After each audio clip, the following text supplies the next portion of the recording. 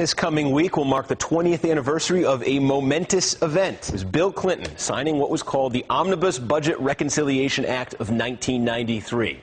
This was Clinton's first budget as president. It had taken months to get it through Congress. It was hugely unpopular, and it ended up having massive, far-reaching implications that no one expected at the time. Implications that in many ways still shape and define politics today, and implications that some people, many Republicans in particular, have never fully grappled with. This was the budget, Clinton's 1993 budget, that played a big role in wiping out deficits by the end of the decade, that let Clinton hand off a surplus to George W. Bush in 2001. It's a budget that not a single Republican member of the House or Senate, that's 0 out of 219, voted for. It's a budget that cemented the GOP as a uniformly absolutist anti-tax party, and that created the template for opposition party behavior that became the basis for the GOP's Obama-era strategy. The story goes like this. In 1992, Clinton campaigned for president on a promise to raise income taxes on the wealthiest Americans. What is the vision of our new covenant? An America in which middle-class incomes, not middle-class taxes, are going up. An America, yes, in which the wealthiest few, those making over $200,000 a year, are asked to pay their fair share. Clinton won that election, and then he made that promise the cornerstone of his budget, an income tax hike on the top 1.2% of earners, the creation of a new tax bracket, 39.6% for the highest incomes. He said it would help tame the deficits that had exploded in the Reagan and Bush 41 years. The deficit was a big issue back then, don't forget. Ross Perot had made it the centerpiece of his 1992 presidential campaign. That's when he won nearly 20% of the vote, despite being kind of crazy. But there was little enthusiasm for the budget that Clinton drew up. Plenty of Democrats were nervous about endorsing a tax hike, and among Republicans, there was unanimous opposition. It's because Republicans were coming off a civil war over taxes. It was a civil war that had broken out when Bush 41 cut a deal with Democrats to raise them in 1990. By 1993, the anti-tax side in the fight was claiming vindication. 1993 was also the first time in 12 years that Democrats controlled the White House. The GOP had grown far more conservative in that time, and the demand was high for Republican leaders in Washington to fight the new president tooth and nail on everything. And so Clinton's modest tax increase became, in the words of seemingly every Republican in Washington in 1993, the largest tax increase in American history. What's more, Republicans made some very specific claims about what would happen if the budget was enacted. When it passed the House on a 218 to 216 vote on the night of August 5th, 1993, this is what they said. We're going to come back here next year. There will be higher deficits. There will be more spending. We'll continue to have a very slow economy. People aren't going to go to work. I believe this will lead to a recession next year. This is the Democrat machine's recession, and each one of them will be held personally accountable. The day after that, it squeaked through the Senate thanks to a tie-breaking vote from Al Gore. Clinton then signed it into law. Republicans were giddy. Polls showed the budget was intensely unpopular, and now the GOP had a weapon for the 1994 midterms. When a Democrat from Pennsylvania, Marjorie Margolies, she's also my guest this morning, we just heard from her, we'll hear from her again, when she provided a key last-minute vote for it, Republicans in the House floor turned to her and chanted, "Bye-bye, Marjorie." It was harsh. It was also prescient. Margolies lost her seat in 1994, and so did dozens of other Democrats. 94 midterms were a bloodbath for Clinton's party, and Republicans regained control of the House for the first time since the Dwight Eisenhower years. But then something funny happened. That second recession that Republicans warned about, those millions of jobs that were sure to be lost, none of it ever materialized. Clinton years. I want to bring in MSNBC contributor Jared Bernstein. He's a former chief economist and economic advisor to Vice President Joe Biden, now a senior fellow at the Center on Budget and Policy Priorities. Avik Roy, senior fellow at the Manhattan Institute and former advisor on health care to the Romney campaign. MSNBC contributor Dave Weigel of Slate.com, and former Democratic Congresswoman Marjorie Margolies of Pennsylvania, now running again for Congress from the Keystone State. And Avik, I want to pick it up with you because I ended the last hour by saying I definitely get that Republicans looked at the approach they they took to this budget in 1993, not a single Republican in the House, not a single Republican in the Senate voting for it. We heard Newt, we heard Kasich, what they warned, and they won back Congress the next year. So I certainly see that they took the political benefit of opposition. But when you look at what actually happened, when you measure those warnings we played with, the deficits were gone by 1998. They fell every year after this budget was passed, and they were gone by 98. The second recession never occurred. Unemployment was under 6% within a year. I got to say, I've never really heard Republicans grapple with that and say, you know what?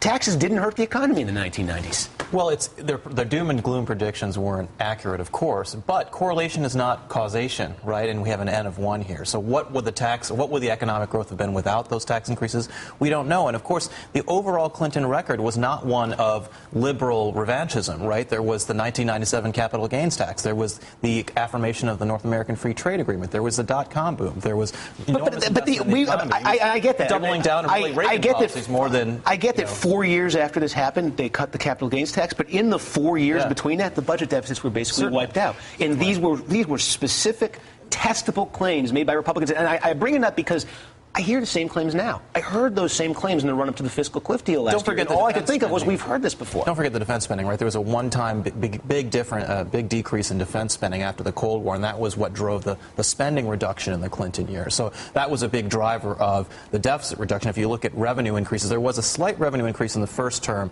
Most of the revenue increase happened in the second term because that's where most of the economic growth, particularly on the tax revenue side, happened. So, Jared, let me bring that to you because, yes, economic growth kicked up a little bit, but if you have higher rates, that's going to bring a windfall of revenue, which is going to bring the surplus. Well, economic growth kicked up considerably, and it is one of the reasons why revenues came in. But I pretty strongly disagree with my colleague Avik on this point, because it's not like the opposition was saying, if you do this, if you increase taxes, and then you do a bunch of other stuff that goes the other way, somehow we'll be okay. They were saying very clearly, as they're still saying today, if you increase taxes on a fairly narrow slice at the top of the income scale, everything's going to go to hell in a handbasket. The economy's going to tank. And not only did that not occur, as you've stressed, but in the very next decade, we had the opposite test. We had a test in the George W. Bush years that went the other way, that said, we're going to cut all kinds of taxes and it's going to unleash lots of economic growth. The opposite happened. Not only did it not unleash economic growth, it's actually a very tough decade in terms of job and income growth, particularly for middle and lower income people. But of course, the deficit became a big problem again. So I don't think it's fair to say there are a lot of moving parts, because there's always a lot of moving parts. I think that the policy lesson just hasn't been learned. Remember, and they were given a surplus. Remember that deficits are about taxes and spending. So actually, tax revenue in the Bush years did go up, but the spending went up more. So that was the big problem. In the Clinton years, spending as a percentage of the economy actually shrunk. But the argument here, see, you're introducing, and I totally agree with you, a lot of very relevant other moving points. The argument here is if you implement a tax increase in terms of Bill Clinton or a tax cut in terms of George Bush, can you then go to a place that says this is going to have tremendously wonderful or tremendously horrible effects? The Clinton years is an example of how wrong the Republicans have consistently been on this point, as is the Bush years. Overall, the empirical evidence is overwhelming that increased taxes lead to lower economic growth, but other factors matter in the economy. It was a perfect 30-second commercial.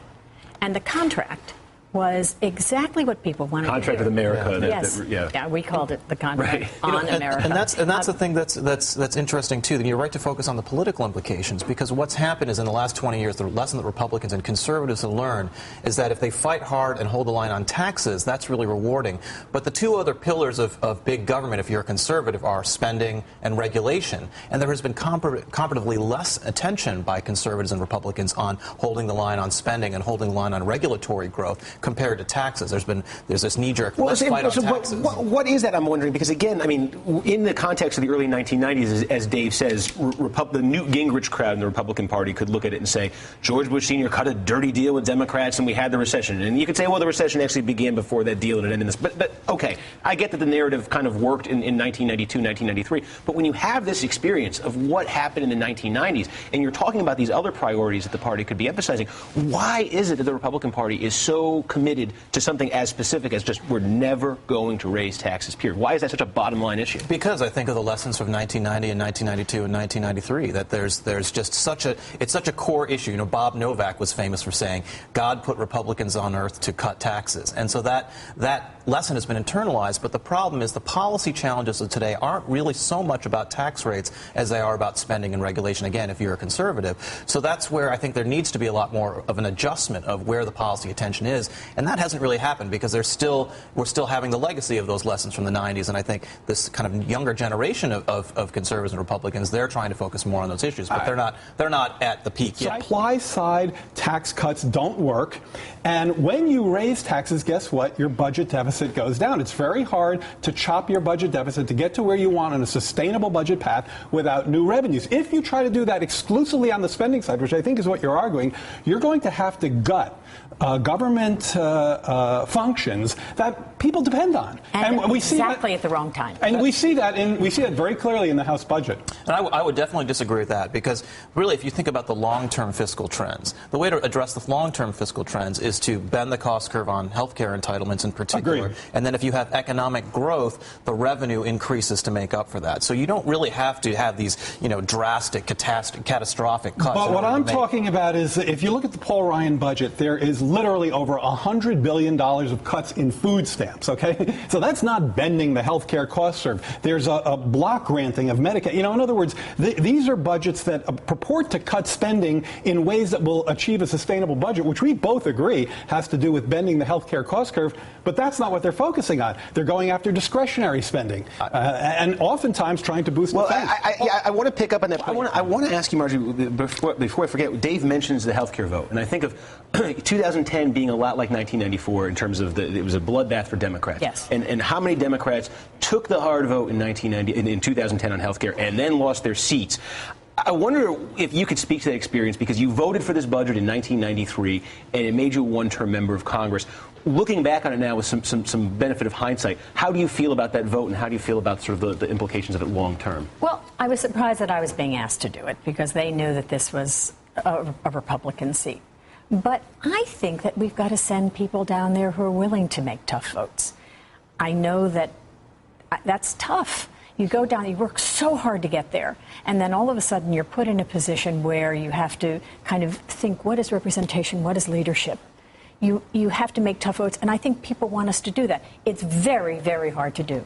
Marjorie, when in 1995, when President Clinton famously said that he thought he'd raise taxes too much at a fundraiser, I know a lot of Democrats were unhappy with him for saying that, felt that they'd taken the tough vote and then he'd kind of undercut them. How did you feel at that moment? I said, oh, my. I said I would love to, but we are a minute over for this segment, so I'm really sorry. I would love to. But anyway, thanks to MSNBC contributor Jared Bernstein and Avik Roy of the Manhattan Institute.